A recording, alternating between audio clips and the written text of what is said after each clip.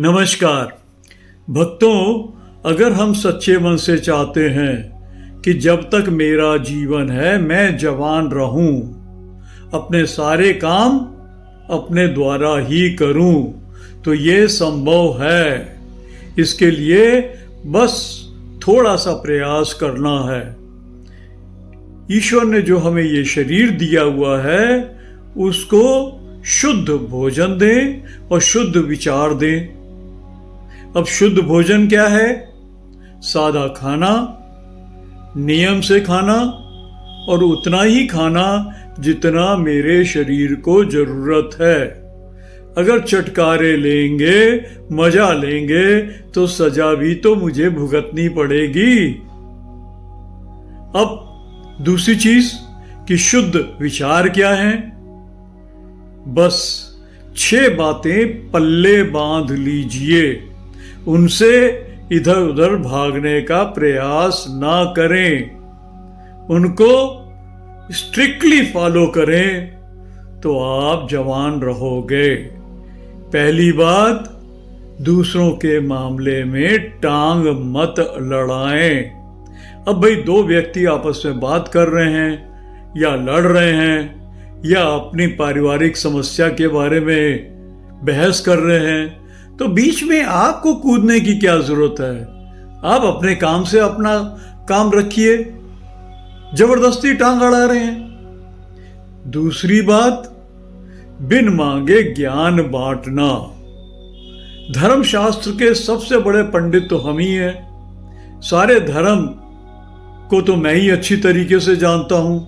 सारे वेद पुराण तो मैंने ही पढ़ के रखे हुए हैं और सबको संस्कार बांट रहा हूं। तीसरा, अपनी राय बांटते फिरना।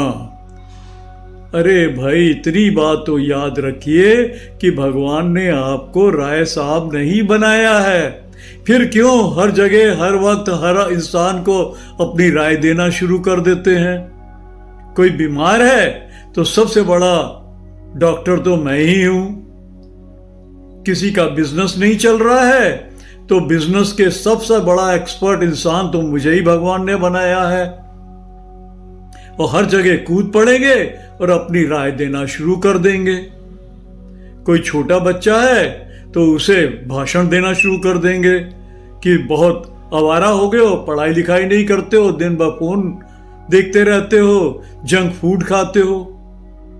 अरे भाई, शांत मन से रहिए।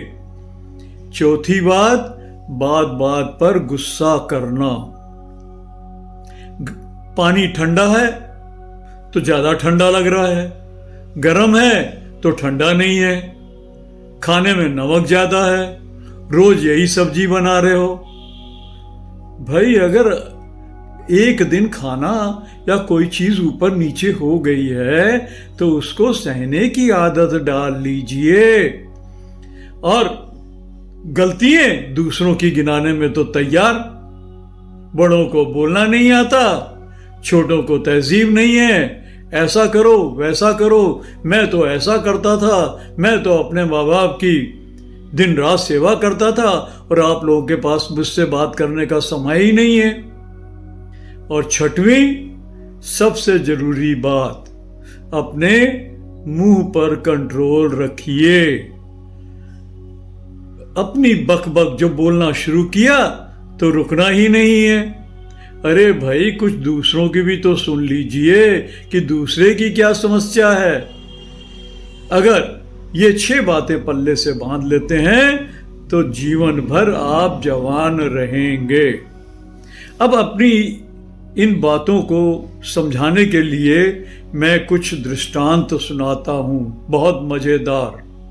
ये सारे दृष्टांत काल्पनिक नहीं हैं, हकीकत से बहुत ही नजदीक जुड़े हुए हैं। एक 55 साल का व्यक्ति है, सड़क पे जा रहा है मॉर्निंग वॉक के लिए। क्या देखता है कि 2 स्कूटर पे लोग आ रहे हैं, 3-3 सवारी बैठी हुई हैं। अपनी बाइक भी चला रहे हैं, फोन भी कर रहे हैं। खड़े हो गए बीच सड़क में, उनको रोक दिया और भाषण चालू कर दिया। जिस समय ड्राइव करिए तो फोन पे बात मत करिए। सवारी 2 ही बैठिए, 3 नहीं बैठिए। अब जवाब में क्या सुनने को मिलता है? अंकल, आप ट्रैफिक वालों का काम ट्रैफिक वालों को करने दीजिए,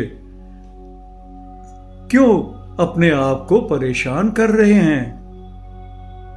उनकी बात सुनकर आप तो फिर आग बबूला हो गए।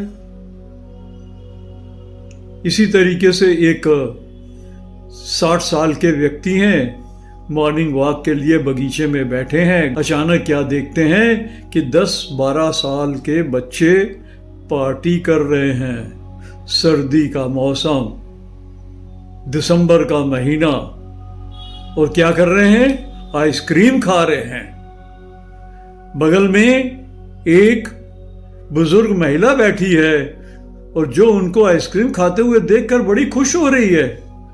पहुंच गए बीच में। बच्चों, सर्दी में आइसक्रीम नहीं खाते, गला खराब हो जाता है, इससे कितनी बीमारियां फैल जाएंगी, ख्याल रखा करो। और बगल में जो महिला बैठी है उनसे कहते हैं, बहन जी आप बड़े खुश हो रहे हैं, अरे आप बच्चों को समझाएंगे नहीं? तो एक छोटा बच्चा जो बहुत ही प्यारा बच्चा है वो कहता है, दादाजी आपकी उम्र क्या है? तो दादाजी कहते हैं, मुझे 70 साल का अनुभव हो गया है, बाल ऐसे ही सफेद नहीं हुए हैं।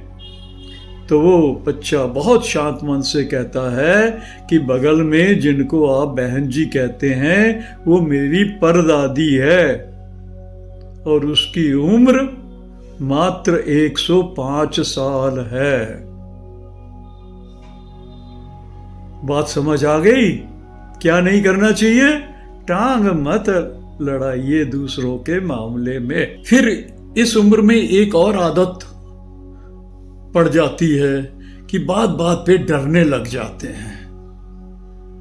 एक 50 साल का व्यक्ति है, उसने अखबार में पढ़ लिया कि आजकल सड़कों पे बच्चों का, बच्चियों का या औरतों का चलना सुरक्षित नहीं है, लोग बहुत छेड़छाड़ करते हैं।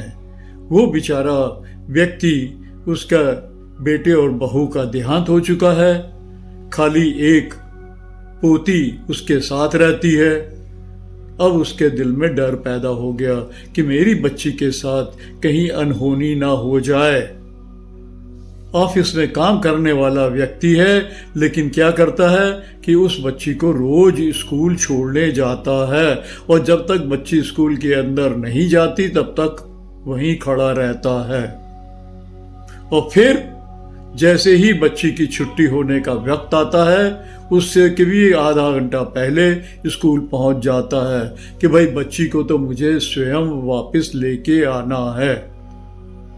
अब ऑफिस के जो मैनेजर हैं, बॉस हैं, वो परेशान कि रोज तुम्हें सवेरे भी छुट्टी चाहिए, दोपहर को भी चाहिए, इससे काम का नुकसान होता है।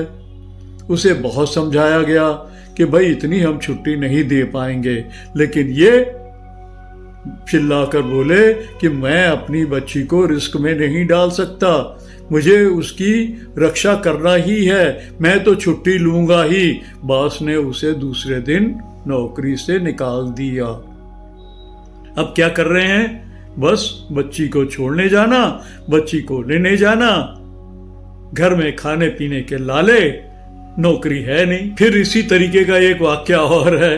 एक इंसान ने पढ़ लिया कि आजकल चोरी बहुत हो रही है, आपको अपने घरों में सीसी कैमरा लगाना चाहिए। भाई सुरक्षा का तो इंतजाम करना चाहिए, इसमें कोई गलत चीज नहीं है। आपने देखा कि मेरे पास तो 1.5 कमरे हैं और 6 कैमरे लगा लिए, दाएं बाएं आगे पीछे सड़क पर सब। कैमरे लगाना गलत नहीं है, लेकिन रात बीतने के बाद रोज उनको रिवाइंड करके देखना कि कोई रात को मेरे घर में घुसने के लिए आया तो नहीं। रोज उनका यही काम, देखना कैमरे ऑन हैं, दूसरे दिन रिवाइंड करना और रात भर की रील देखना। एक सज्जन थे, उन्होंने अखबार में पढ़ लिया कि आजकल साइबर क्राइम बहुत हो रहे हैं। भाई साइबर क्राइम तो होते ही रहेंगे। उन्हें डर लग गया कि कहीं मेरे बैंक से पैसे तो नहीं निकल रहे हैं। तुरंत बैंक पहुंच गए, बैलेंस पूछा, अपने घर में आए, गुणा भाग करके कैलकुलेट किया कि मेरा बैलेंस सही है या नहीं है। खुश हो गए कि भाई मेरे साथ किसी ने छल नहीं किया है। अब वो बेचारे साइकिल वाले आदमी और थोड़ा बहुत उनका बैंक बैलेंस था, रोज बैंक चले जाएंगे, मैनेजर साहब को परेशान करेंगे, रोज अपना बैलेंस पूछेंगे, लिखेंगे और घर आके गुणा भाग करके तसल्ली करेंगे कि उनका बैलेंस पूरा है या नहीं। अब आप ही बताइए, ये फालतू का डर है कि नहीं है? फिर एक इंसान की बहुत अक्सर ये आदत पड़ जाती है जब उम्र बढ़ जाती है कि वो बहुत जल्दी गुस्सा करने लग जाते हैं। एक बहुत ही इंटरेस्टिंग वाकया है। एक इंसान रिटायर तो हो ही चुके हैं, 65-70 साल के होंगे, यात्रा कर रहे हैं, अपनी टिकट बुक कराते हैं, ट्रेन में जाते हैं, अपनी सीट नंबर चेक करते हैं, बिस्तर बिछाते हैं और लेट जाते हैं।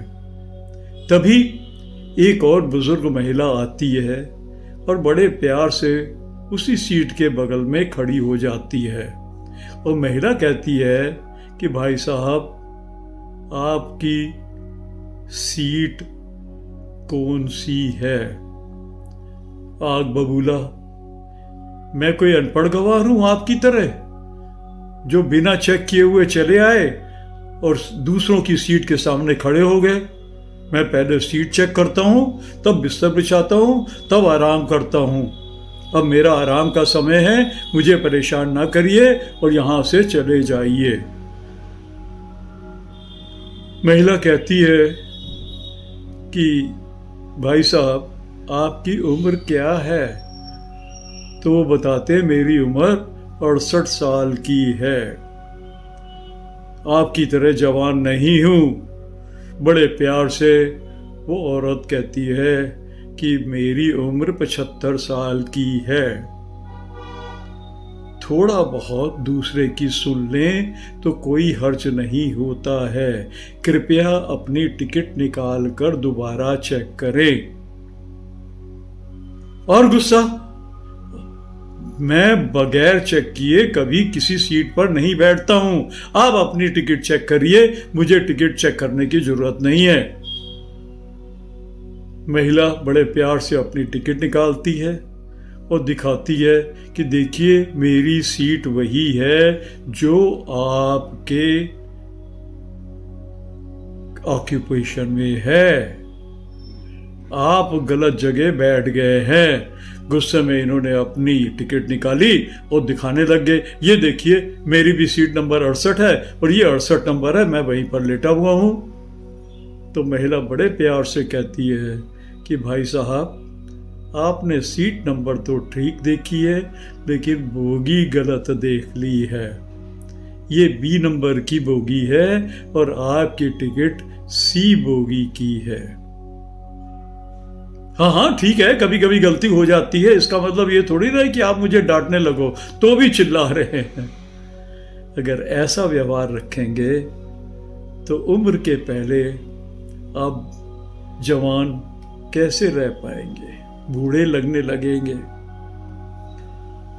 कई बार हमने ये देखा होता है ना कि मेरी उम्र तो 60-65 साल की है और मैं ज़्यादा बुजुर्ग लग रहा हूँ, और ज़्यादा उम्र वाला व्यक्ति जिसकी उम्र 70-75 है वो ज़्यादा जवान लगता है। तो हमारी भी इच्छा होती है कि हम भी जवान रहें। तो जवान रहने के लिए थोड़ा बहुत प्रयास तो करें। भक्तों, मैं आपको विश्वास दिलाता हूं कि अगर आप जीवन में शांत मन से अपने सारे कार्य करते हैं, अपने खान पान पर थोड़ा सा ख्याल रखते हैं, ज़रूरत पड़े तो थोड़ी बहुत व्यायाम भी कर लेते हैं, लेकिन अपने शरीर की हालत देखकर डॉक्टर की सलाह पर। और फालतू बातों में दूसरों को राय मत दें, दूसरों के मामले में टांग ना अड़ाएं। और सबसे ज़रूरी है कि जितना ज़रूरी है उतना ही बोलें। हर समय बक की आदत को बंद कर दें, और एक काम करेंगे तो बहुत ही आपके लिए फायदेमंद होगा।